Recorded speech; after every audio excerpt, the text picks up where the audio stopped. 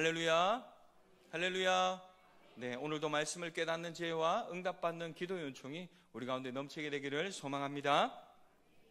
미국의 성공 신화를 이끌고 베스트셀러의 작가가 된 게리 켈러라는 분이 있습니다. 그는 회사를 설립한 이후에 거의 모든 일을 혼자서 도맡아 했다고 합니다. 그런데 뭐 하나 제대로 되는 것이 없어서 좌절하기 일쑤였다고 합니다.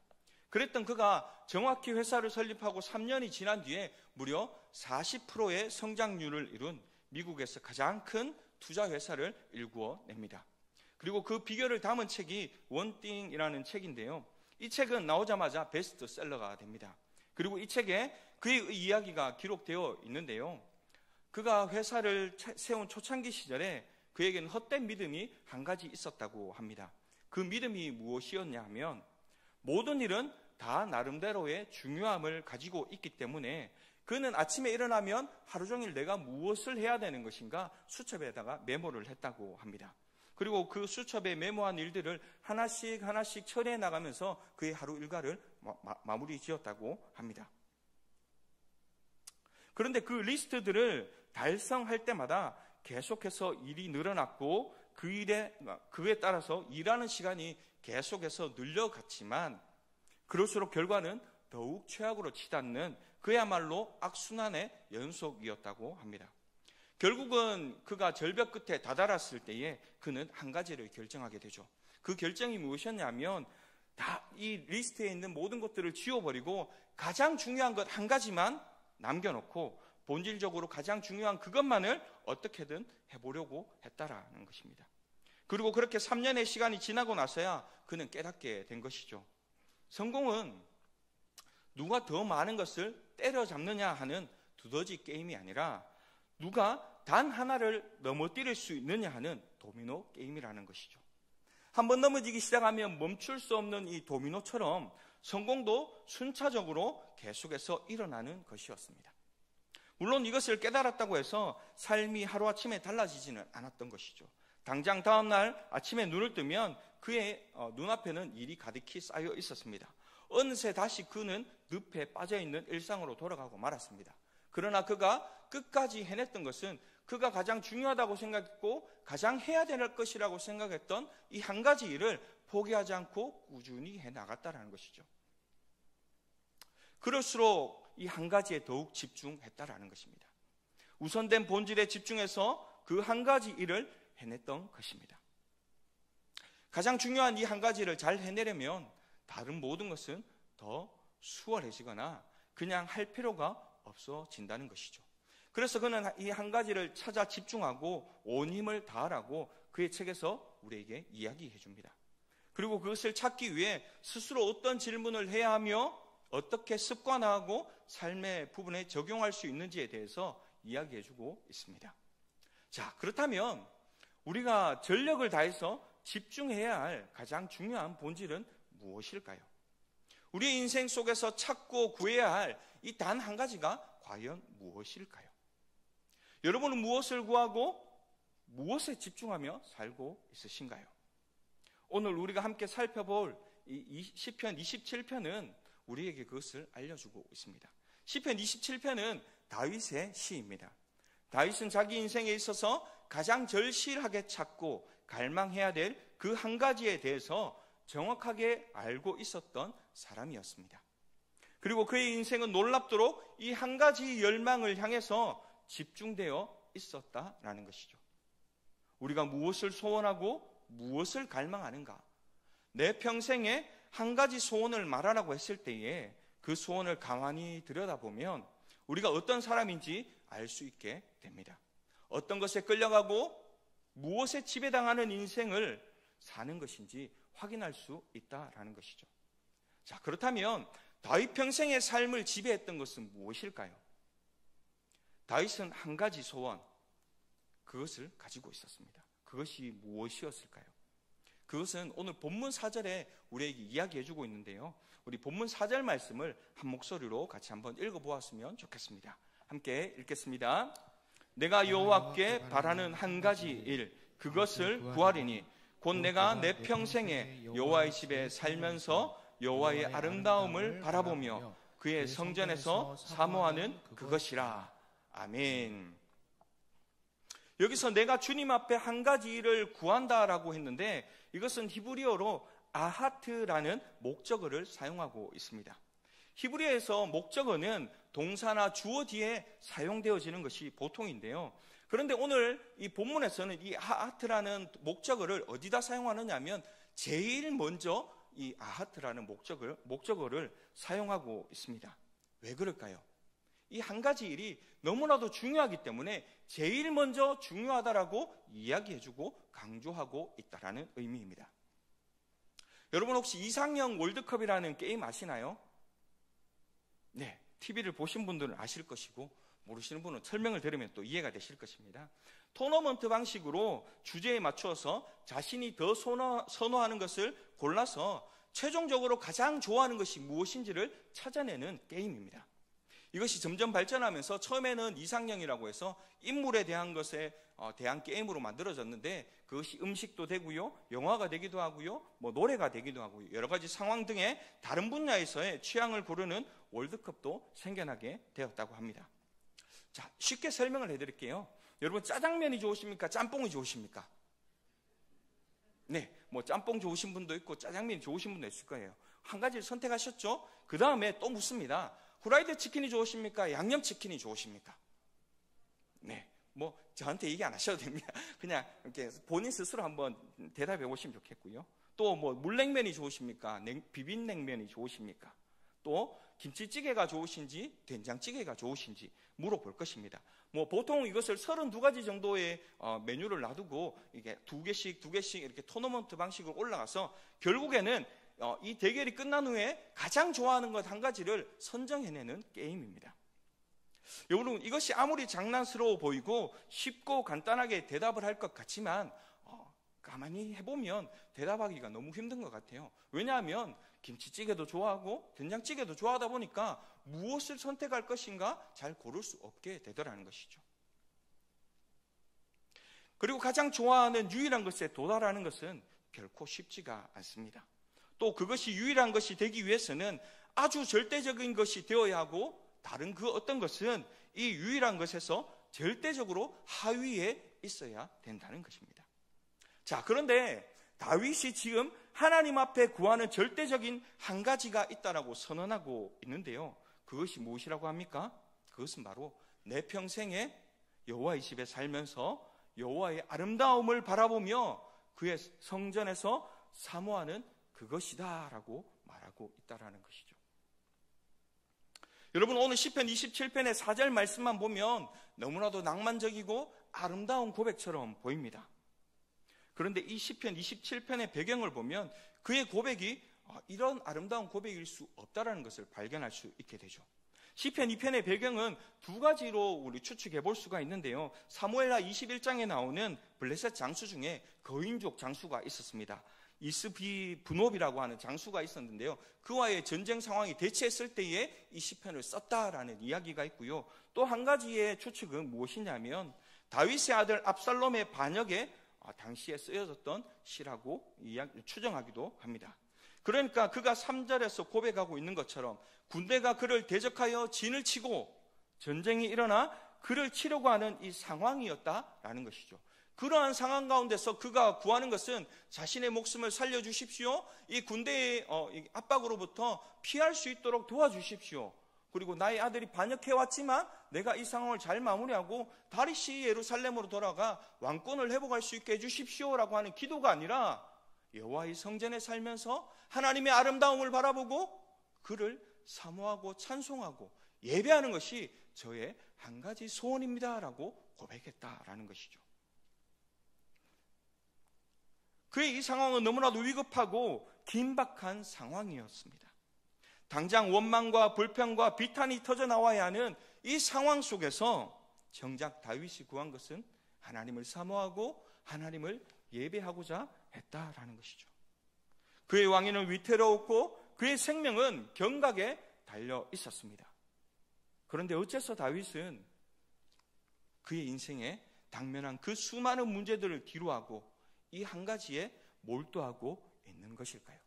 오늘 말씀을 통해서 우리 인생에 대한 세 가지의 질문을 한번 던져보시고 그 질문에 대한 대답을 찾음으로 다윗의 이 마음에 가까이 다가가 우리가 원하는 한 가지의 소원의 해답을 발견하시는 시간 될 수 있기를 소망합니다. 자, 먼저 우리 인생에 대한 질문 첫 번째입니다. 그것이 무엇이냐면 하나님으로만 채워 보았는가라는 것입니다. 우리 옆에 분들 보지 마시고 스스로에게 한번 저를 따라서 질문해 보았으면 좋겠습니다. 본인 스스로에게 질문해 보시겠습니다. 나는, 저 따라 하십시오. 나는 하나님으로만 채워 보았는가? 다윗은 하나님 앞에 한 가지 소원을 구했습니다.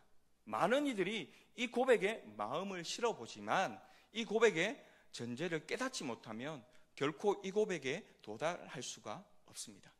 여러분, 제가 지난번에 한번 제 전화번호 아십니까? 라고 물어본 적이 있어요. 혹시 기억하시나요? 네, 기억 안 하셔도 됩니다. 그 전화번호가 바뀌었기 때문에요. 더 이상 기억하지 않으셔도 되고, 지금 혹시 제 전화번호가 어떻게 되는 줄 아세요? 모르시죠? 제가 작년 연말에 보이스피싱을 당했습니다. 그래서 전화번호를 바꾸게 되었는데요. 그 전에 제 전화번호는 이제 사도행전 20장 24절 말씀을 제 인생의 모토로 삼고 있기 때문에 전화번호 뒷자리가 2024였습니다. 그래서 그것을 저희 아내와 같이 그 전화번호를 같이 사용을 했었는데요. 전화번호를 바꾸게 되면서 우리 인생의 모토는 이 말씀이지만 우리가 사모하는 말씀이 무엇이 있을까? 같이 한번 전화번호를 바꾸는데 어떤 번호로 바꾸면 좋을까? 하고 서로 상의하다가 오늘 이 시편 27편 4절 말씀이 생각나더라고요. 그래서 제 전화번호가 뒷자리가 2704입니다. 뭐 그냥 들으시면 되고요. 그렇다는 것입니다. 그런데 이 말씀의 이 고백의 전제를 깨닫지 못하면 제가 아무리 2704로 전화번호를 바꾼다고 해도 이 말씀을 이해하지 못하고 이 아름다운 고백이 될 수가 없다라는 것입니다.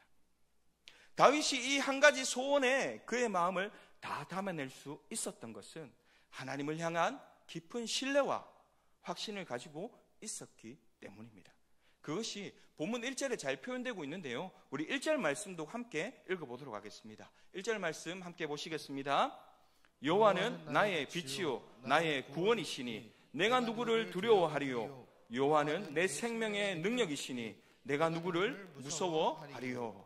아멘. 다윗은 하나님을 어떤 분으로 고백하고 있습니까? 빛과 구원과 그리고 생명의 능력으로 고백하고 있습니다. 이 표현들은 각각 하나님께서 우리의 삶에서 어떤 역할을 하시는지를 잘 보여주는데요. 다윗은 먼저 하나님은 나의 빛이시다라고 고백합니다. 빛이 무엇입니까? 어두운 곳을 밝혀서 길을 잘 볼 수 있도록 어두운 곳이 아니라 밝히 그 길을 갈 수 있도록 보여주는 역할을 합니다.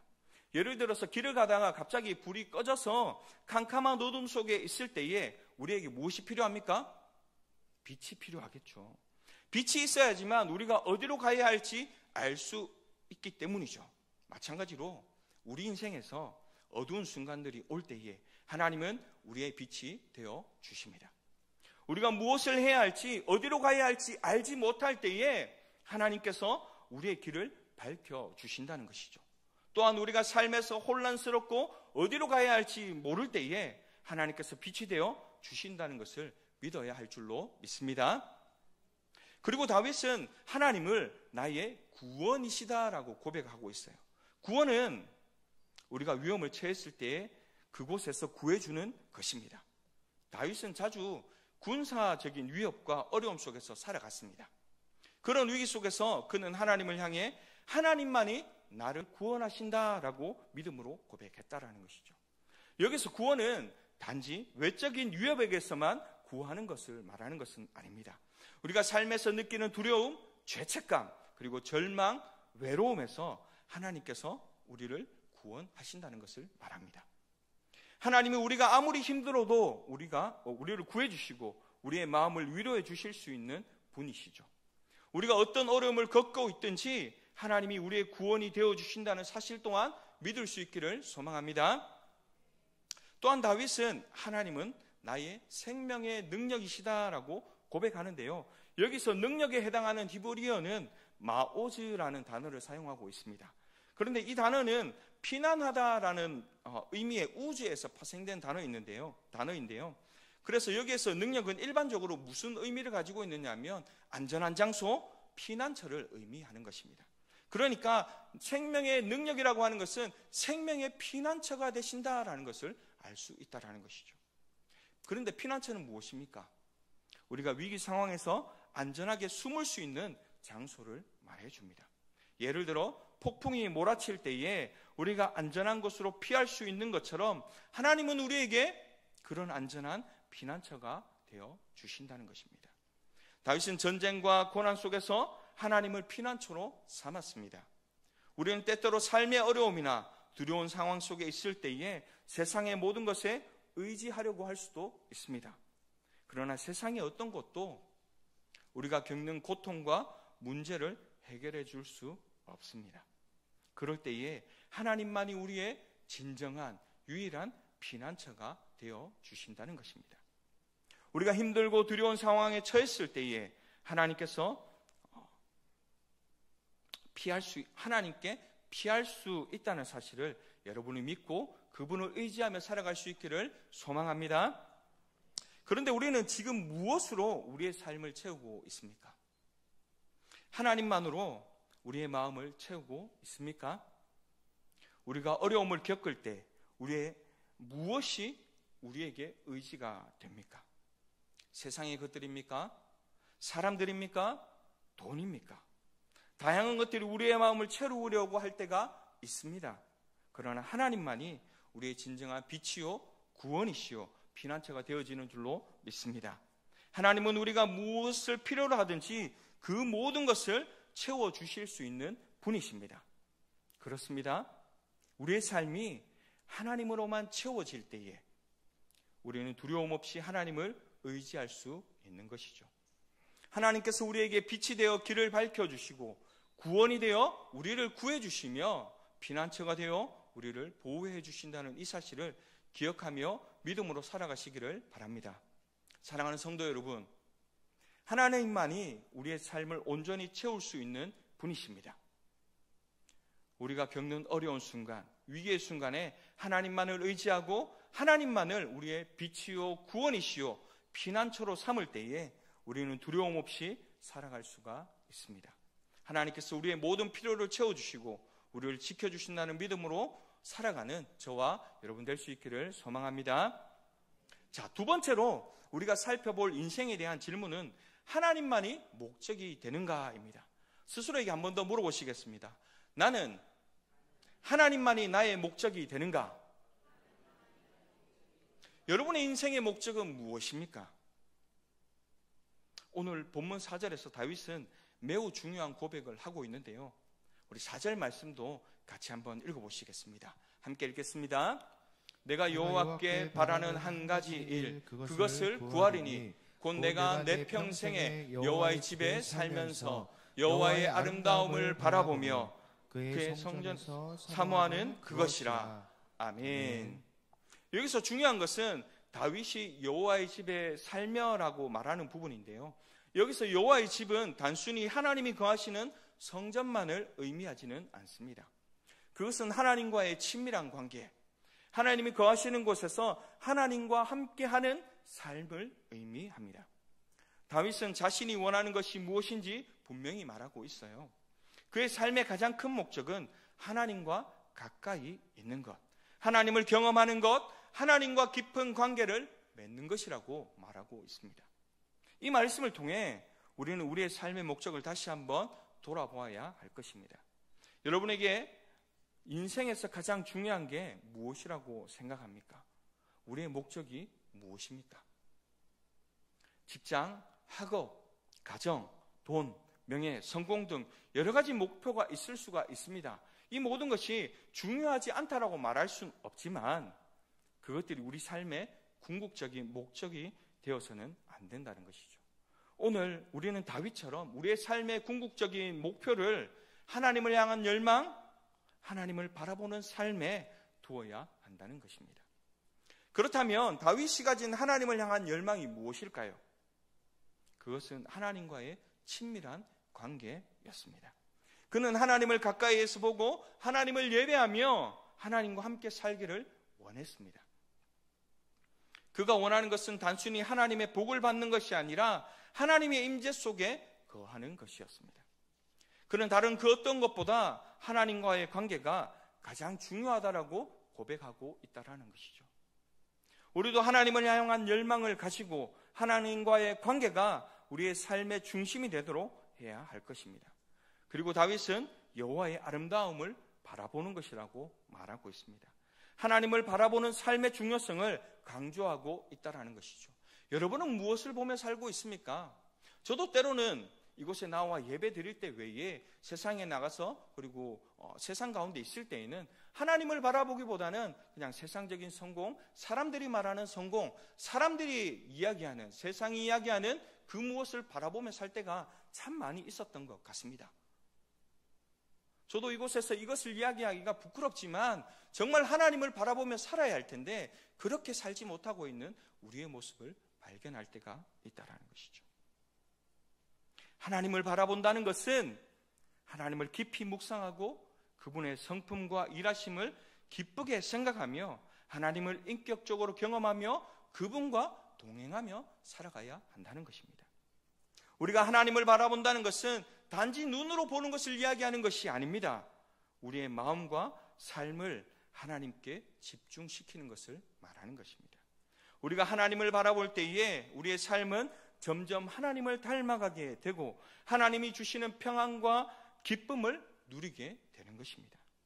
또한 다윗은 하나님을 내 평생의 소원으로 삼았다고 말합니다. 그의 삶의 가장 큰 목적은 하나님과 함께하는 삶이었습니다.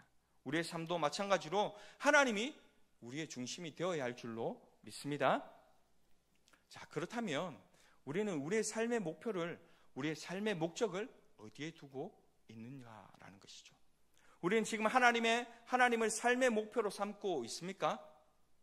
우리가 추구하는 목표가 하나님과의 관계를 더욱 깊게 하고 그분과의 친밀한 관계를 더욱 강화하는 방향으로 가고 있느냐라는 것입니다. 우리가 사는 삶의 방향이 정말 하나님을 향하여서 가고 있는지 아니면 하나님을 향하여 가고 있다고 말은 하고 있지만 내 몸은 다른 곳을 향하여 가고 있지는 않는가 살펴보아야 한다는 것입니다. 사랑하는 성도 여러분, 오늘 우리가 다윗처럼 하나님만을 우리의 삶의 목적이 되게 해야 할 것입니다. 하나님과의 관계가 우리 삶의 중심이 될 때 우리는 진정한 평안과 기쁨을 누릴 수 있게 됩니다. 하나님을 바라보며 그분의 뜻을 따라 살아갈 때에 우리의 삶은 의미가 있어지고요. 하나님께 영광을 돌리는 삶이 될 것입니다.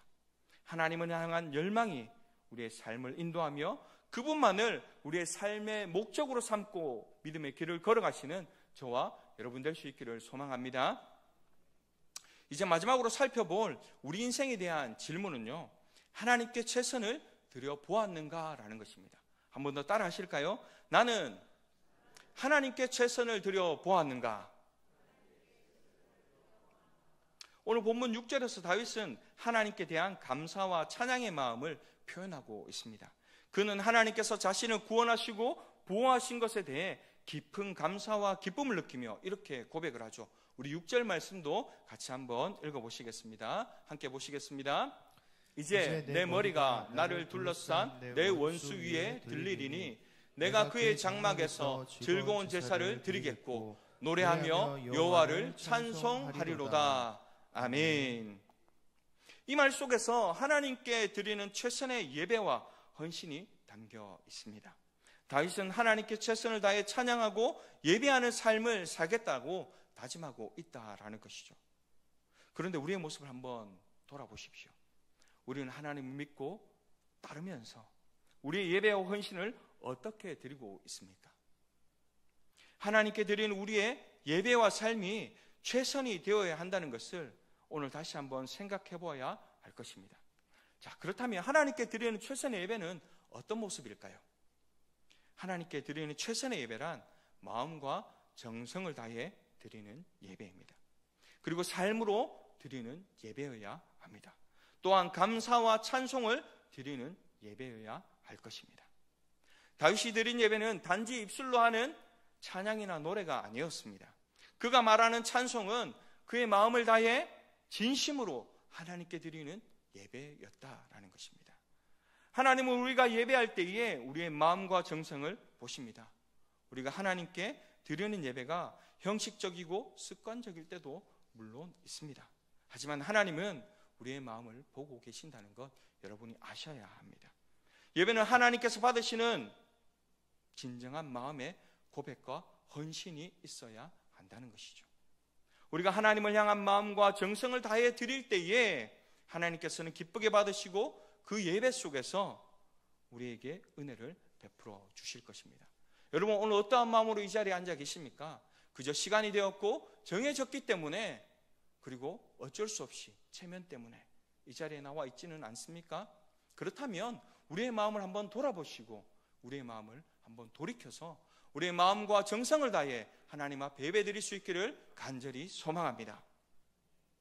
그리고 그런 하나님께 감사하며 찬양하는 것이 진정한 예배일 것입니다.